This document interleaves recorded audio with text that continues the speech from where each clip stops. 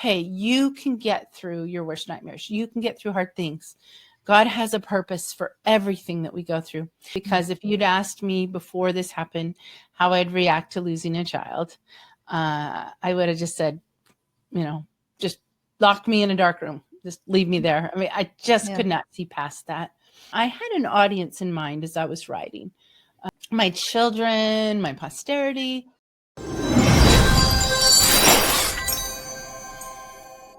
Today I'm having a guest on my show. She is my publisher, Melanie Davis from Triumph Press, and she helped me write the book From 8,000 Miles.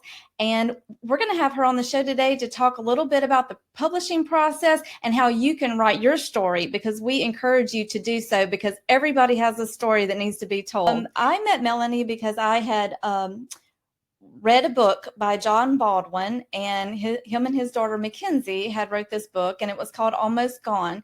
And his daughter Mackenzie did almost the same thing that our daughter did. She almost left, and my daughter actually did go. And so when I read that book and I saw that Melanie was the editor, I knew that she was the perfect person to help me write this story, because she was already familiar with the same type of situation. So that's how we met. And so it's been such a wonderful experience to work with her. She's been very easy to work with. Really a joy to work with, and such a good friend and a great editor and marketer. I love what I do. It's very much a mission for me, because I really am passionate about helping people share their stories, in particular to find the triumph, which means that you had to go through a tragedy first. It's been at least 10 years since the Baldwins published their book, or at least I started working with them. And so to be able to see a project that I work on create the opportunity to meet you a decade later, it's just heartwarming to think that our adversities actually leads to joyful friendships, as you mentioned, because you and I have actually become very good friends in the process of working together. And I'm so grateful for that, and to have been able to meet you. And really, you sought me out, which was neat. It really did work out really well. I mean, you responded to me very quickly, and I just feel like it was a divine appointment. Yeah. Yeah. I feel the same. I'm certain of it. And I'm certain that your message and your book will reach people and make a difference. And I truly believe, because of the topic that you're addressing, which is to protect children from the predators that really are quite incognito and yet extremely effective at reaching and brainwashing the minds of children and just people. I think you're going to save lives. I really do. Well, that is the hope, is that we can prevent this from happening to anyone else. And if it has happened, that we can let them know that they're not alone, that we have walked this road, that we have been there, and they're not alone. So we can help in the healing process. But why don't you talk to us a little bit about what an indie publisher is? Thank you. Indie publisher, that's the term I use for my company. It's Triumph Press. Indie is really just another way of saying that you're self-published. Indie is for independent, or independently published. And what I do is I help people to be able to publish their books with the kind of quality that you would have if you were traditionally published, but you keep all the rights, all the control, all the profit. And I started my publishing company really just to publish my own books initially, and there's a little story behind that. But and to have the creative control, how I wanted my covers to look, because they're very meaningful. Even the logo of Triumph Press is meaningful. It's the silhouette of a person. It's you can tell it's male, but he really represents all of us. And he looks like he's standing up on a winner's platform, and he's holding, it's an open book above his head. It represents the fact that our books, or really our stories, are the greatest achievements and the greatest gifts that we have to give the world. When I started out, I was publishing collections of stories from people who've endured severe tragedies that found purpose and joy in life because of what they went through. And I published a workbook that helps people to discover, write, and share their triumph stories, which ended up being called the Triumph Program. I just wanted creative control. For me, I never considered going the traditional route because it was so important to me to have that control. Now, a lot of people will select to self-publish for those reasons, and I think they're really good reasons. In fact, I think there's some very important reasons. I could dive into that a little more. But the other thing is, it's very difficult to publish traditionally. Thankfully, the gatekeepers of publishing, which are the agents and the publishing companies and those that decide if someone is even going to have a shot at having a book, those people no longer exist. Anyone can decide to publish a book, and that is an amazing, great, fantastic gift to the world, of course. But there are some downsides to that. And that is the fact that a lot of times people say, well, I'm going to self-publish. And that just means you can decide to publish a book and no one's going to stop you. And we have platforms like Amazon and others that will make it available. But the term self, sometimes I really believe, is misleading. Can you do it all yourself? I would say in most cases, if you try to do it all yourself, you're probably going to have a book that has so many issues in it, that is so low quality that even though you have an important message, people aren't going to take it seriously, or it's just going to be hard to read.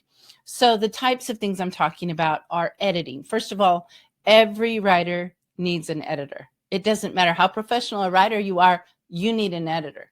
So anyone who thinks that they can write their own book and then edit their own book, you really can't.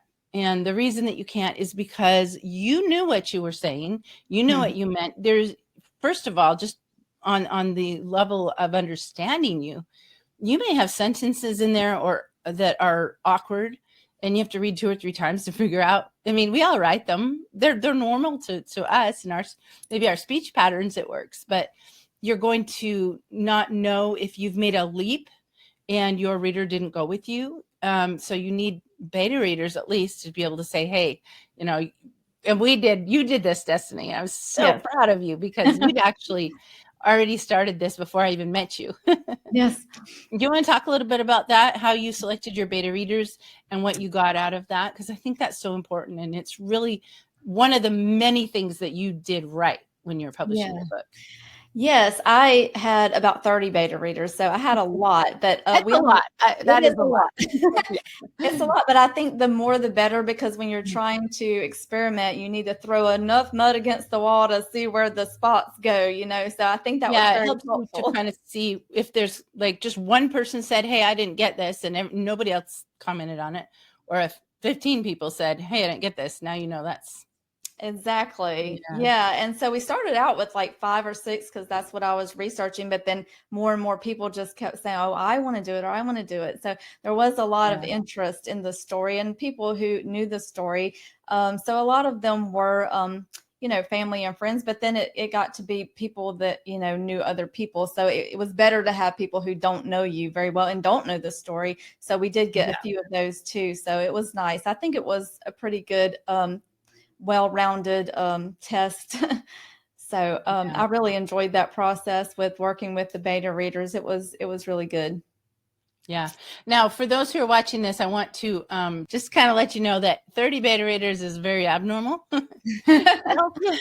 if you're in the process of writing a book and you are like, I can only get 5. 5 is fantastic. Yes. Don't think that you failed if you didn't get Destiny's 30. No. But I think that's really key. The fact that you were able to get so many people that are interested in reading it at this stage. That really came from the fact that your story was very well known at the time it was happening. And people wanted to know the result or the outcome. And so I think there's a lot of factors that played into that. But and I guess I might have got a little bit off topic, but what I really wanted to share is that sorry, this is the teacher in me. You asked me about indie publishing and now I'm getting into the weeds, but go for it. So I'm an indie publisher, and that just means that I function like a project manager. And Yeah. so I help with editing. I actually work with professional designers. I don't do the design myself. I do the mock-ups. So I'm good enough to say, like I did this with your book. We found this picture. Well, I found a couple, about, I think 3 or 4 airplane pictures, because we knew we wanted to have this idea of a plane taking off to go 8,000 miles. Right. And so I did the mock-up, and then till we found what you liked, and then I knew what to send to the designer. And of course, the designer just takes what I do and just makes it 1,000 times better. Yeah. But it's all about making sure that every element of your book is quality, because quality matters. I think it matters more than ever. And I say that because there are so many people self-selecting. I love this fact that you can, to be an author, and then they put out really low quality books. Yeah. And then I'm in all these groups with authors, and I see so many people saying, nobody's buying my book, or, or they're having all this trouble. And you go and look, and it's just like, if the cover is not professionally designed, it just screams low quality, screams amateur. And like I said, the story is important, but people feel like if you're not going to take the time to present this to me the best way you can, Right. then why am I going to give you my money and my time to read it? Exactly. And it's also really true that a cover sells a book. There are elements that make covers successful and elements that make them look amateur. And as someone who isn't a professional, which most of you who are publishing are not, you may not even know what it is that makes the difference. There are a lot of scamming publishers out there. And here's how you know. I charge one fee, and I get your book published, uploaded to Amazon. I coach you on marketing. I create some marketing materials, kind of help you get set up. And I don't make anything else. I don't control your book. I don't make profit. I don't want to. Honestly, it's not the model I want. But there's a lot of companies out there that will have you pay up front, and then they have you pay them to buy your book. So if you want to have your author copies or inventory, you have to buy it from them, and they make money on your book. If you see that, and I'd say so many are like that, don't do it. There's a reputation that a lot of these types of publishing companies have. And I struggle sometimes because I got to get over the bad reputation they've put out there as far as these kind of publishing companies. A lot of them are not ethical. I don't think that's ethical to force them to buy the book from you, and then they're not selling them nearly as low as you could get them, so Right. Things to watch for. So it's not easy to find the kind of publisher that I am. I publish nonfiction. I don't publish fiction or sci-fi or mystery or romance. It's just not my genre. I really love nonfiction. So Great. Well, that gives us a lot of information. Tell us a little bit more about your personal story and why you started your company, Triumph Press. Well, I've always been a writer and a journaler. I believe in journaling for lots of reasons. But one tradition that I had was whenever I was pregnant, I would go, once I got the ultrasound and found out if I was a girl or boy, I'd go buy a journal. And I'd start writing in the journal and take it with me to the hospital. And when my baby's born, I had their little footprints put in the journal, and I'd write a mother's first message to her child. And I would just continue to write in that journal all the things that I wanted to remember. I have 5 children. Wow, I didn't know that. Yeah. My middle child, my third child, my baby, Bryn, she actually passed away at 7 months old of SIDS. So it was a crib death. It's a long story, but it was just very sudden. And I used that journal. At first, I wrote what it was like finding her in her crib, the ambulance ride, praying that she'd make it, but knowing she was already gone. And the moment that I was told that she had passed on and that we had to go to the police station, it was just protocol. When there's a death in the home, they would take you into the interrogation room. They weren't mean, but they just had to, interview you and make sure there's no foul play. And I just remember sitting in there thinking, I could, it was just like a couple hours or less after my daughter had passed away, and I'm sitting in the police station being asked questions, and it was just so surreal. And there's so many things that we went through in the process of burying her. And I basically just used that journal to record it all, how I felt, what it was like. Many months later, it wasn't a year later, it was probably just under a year, I was ready to pick it back up again. And I wrote all that I learned, because if you'd asked me before this happened how I'd react to losing a child, I would have just said, just lock me in a dark room, just leave me there. I mean, I just could not see past that. Right. And what I can say is that I know that God lives. And I know that we can get through the hardest things in our life, the things that we think we can't. And I know you can attest to that too, because of what you've been through. So I wrote in my journal these things, and I had an audience in mind as I was writing. My children, my posterity. I wanted them to know about Bryn, of course, but I also just wanted to tell them, hey, you can get through your worst nightmares. You can get through hard things. God has a purpose for everything that we go through.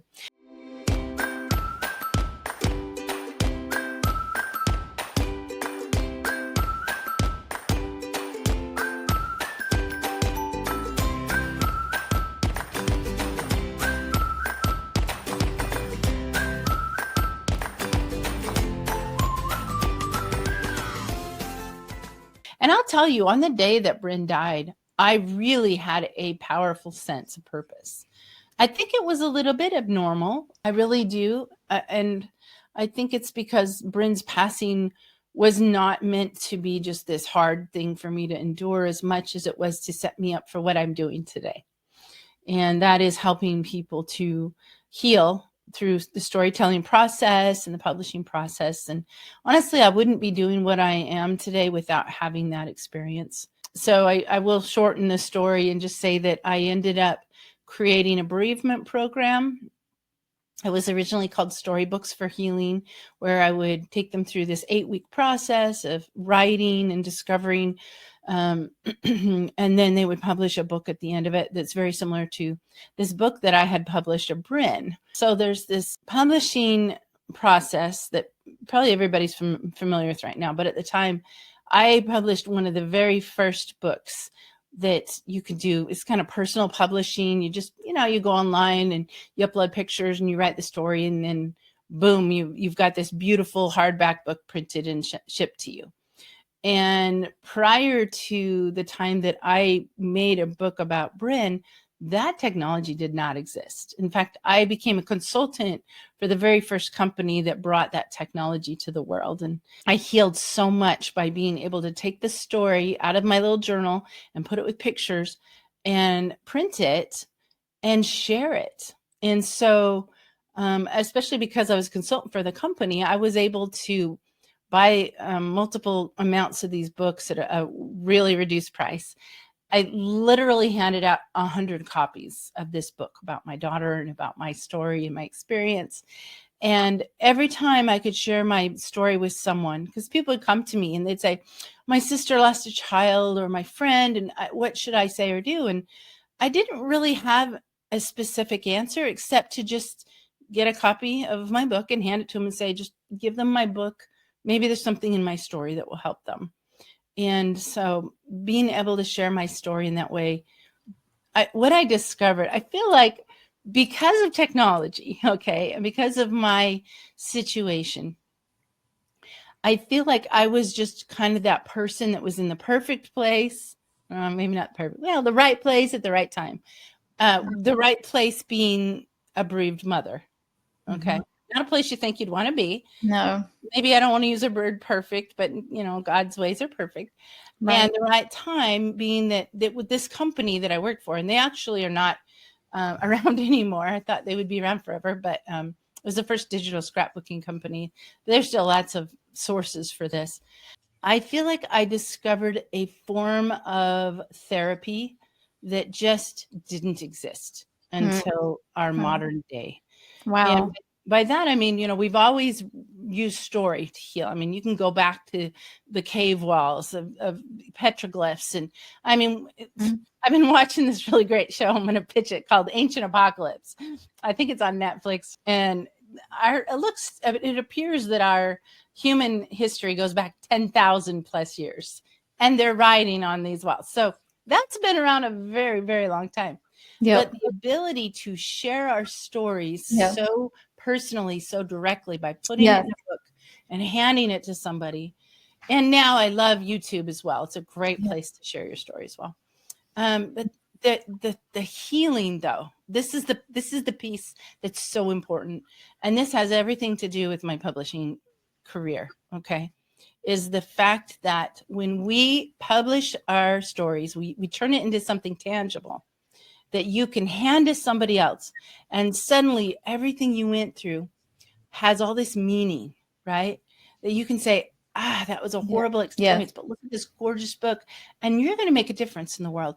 There is something very healing that I just don't think existed using storytelling and publishing together. Does that make sense? So it's sort of like, I think you could call it publishing therapy. I've never coined it or even tried, but I think it's true. There's just something about sharing your story in that way. And I just discovered it very, organically. It wasn't intentional. I had no idea that that's what I'd end up doing. But I just went from, being a consultant for that company to starting my own publishing company just to publish the workbooks and the collections of stories that I had. And then I quickly branched out into helping other people.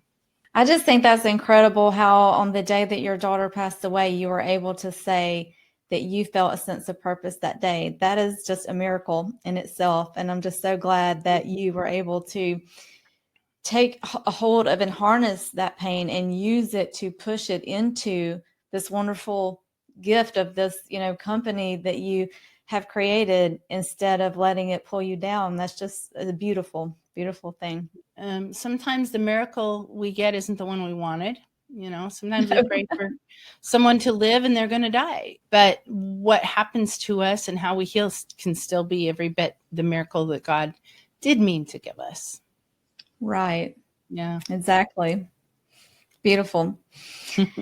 Well, let's talk a little bit about the publishing process, about how to get started. I know whenever you and I first started talking, I was really surprised that the first thing that you started doing was creating the book cover. And that was really scary for me because I wasn't even finished writing the book yet. And I was thinking, oh, wow, a book cover and then the YouTube channel, the logo and everything. And you were just getting all these little things ready. And now I see it as like when you and I have talked about how hard it is to write a book and how much pain, especially when it's a painful story, it's like giving birth to this child. And then you said, the marketing is the raising of the child. Well, now I see as that marketing of having that book cover and that channel ready for me to go, the YouTube channel for me to be able to have a place to raise this child in was like the nursery waiting at the end. You get the room ready and you had that already ready before I finished the book, before it was born. So it was really motivating. It was very motivating because now I had that waiting for me at the end of the finish line. So it was really, really pretty cool. Oh, I love that. I have not heard that analogy before. I mean, I've heard of course, the birth analogy. I get called a birth doula, book doula. So you really are gestating a baby that's as dear to you as a child in a lot of ways. In the case of you and me, these books are our daughters. They really are. My daughter's not here and I'm not raising her. And that's why I'm so passionate about what I do. Just because a lot of people watching this are probably watching it to learn about publishing. So the steps are that once we connect and you decide that I'm the person that you want to help publish your book, the first thing I'm going to do is say, do you have your title and do you have an idea for your cover? And the reason is really because when we get your cover designed, I turn it into a 3D visual.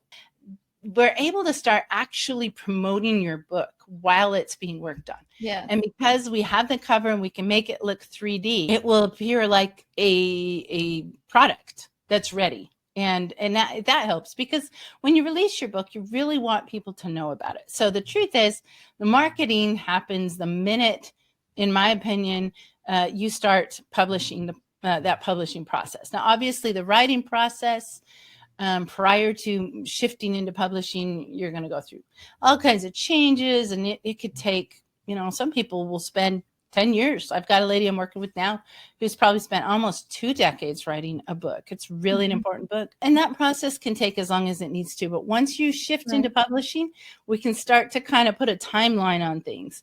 And so the first thing you want is your cover, and then you want to start marketing your book, so that by the time it's released, there's people who are watching for it and excited for it. And of course, in that process, you can have a lot of sales as soon as it's available.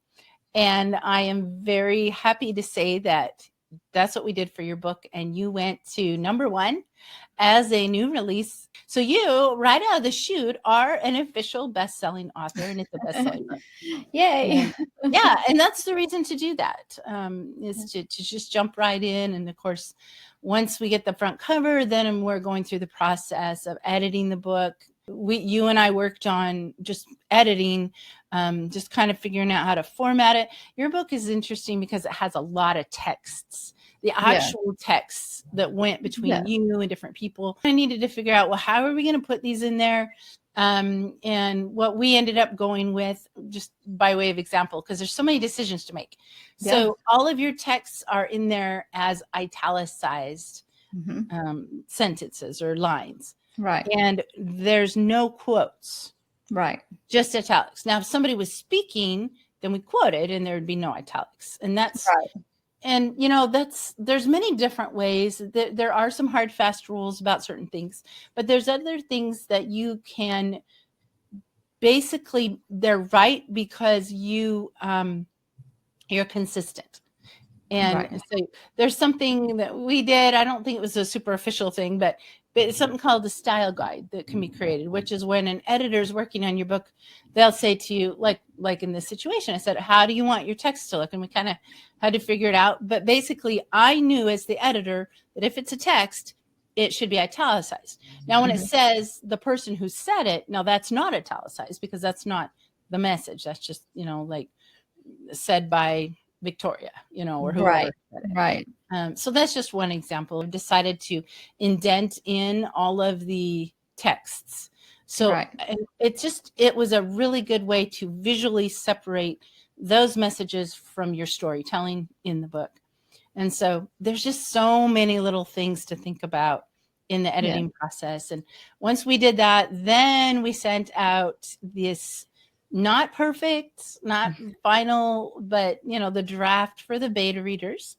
And beta reading is really an important step. We get so much back from that. I do, though, want to say for those who are watching that maybe want to look into publishing, when you have beta readers, it really is important that most, if not all of your beta readers are actually people who don't know you. Now, they might know of your story because in your case, there's just a lot of people interested, and that's okay. But the problem with people who know you is that very often they're more favorable to you. Yes. Which just means they're not going to be as willing to give you the criticism that that you need. Criticism, but critique. The feedback that you need to make your book better. And so you really do need your beta readers to be people that don't know you. There's some amazing beta readers out there that really take the time to, and we had some of those to just say, hey, I found this issue and that issue, and I was confused here. And whoa, the amount of hours they put in. And it's just, there's people who do it just as a service to the world. And so there's the beta reading process. We get that back. We listen to what they said, make adjustments. You don't have to make every adjustment that's suggested. Sometimes you'll say, it's kind of an opinion, and sometimes it's not an opinion. And then we just kind of shifted into working on getting it as perfect as we can. I'm a perfectionist that knows there's no such thing as perfect, and it drives me crazy in the publishing world. But I can read any book and find flaws. Yeah. Even There's those no public. perfect book. There's just no perfect book. And sometimes it's really just there's like, do you use the Oxford comma or do you not use the Oxford comma? I mean, you could go either way. The key is to be consistent. Or do you put a Right. comma, to separate two sentences with the word and, or not use a comma? And I used to be called the comma queen because I used to comma. And then I realized somebody said, "Oh, that's so annoying." And I was like, "Really?"